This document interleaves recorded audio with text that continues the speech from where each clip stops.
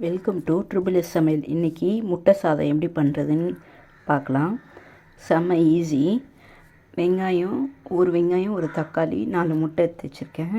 இந்த வெங்காயம் தக்காளிலாம் அரிஞ்சிட்டு உங்களுக்கு காமிக்கிறேன் எப்படி செய்கிறதுன்னு. இங்கே பாருங்கள், எண்ணெய் ஊற்றி வச்சுருக்கேன். எண்ணெய் காஞ்சோடனே வெங்காயம்லாம் காமிச்சு இல்லைங்களா, அதை வதக்கணும்.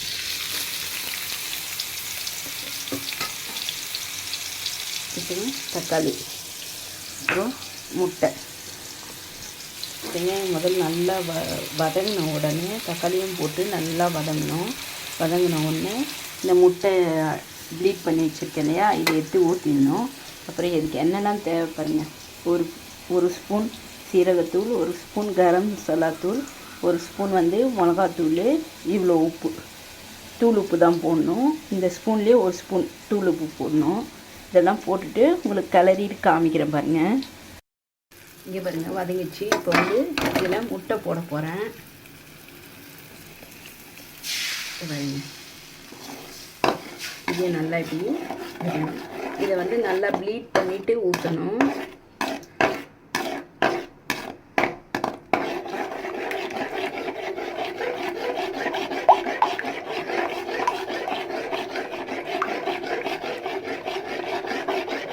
கொஞ்சம் அது வேகிற வரணும்.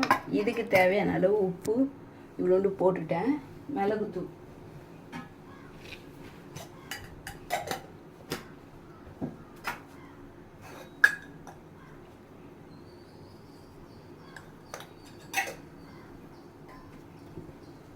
இதை நல்லா கிளறிட்டு உங்களுக்கு காமிக்கிறேன்.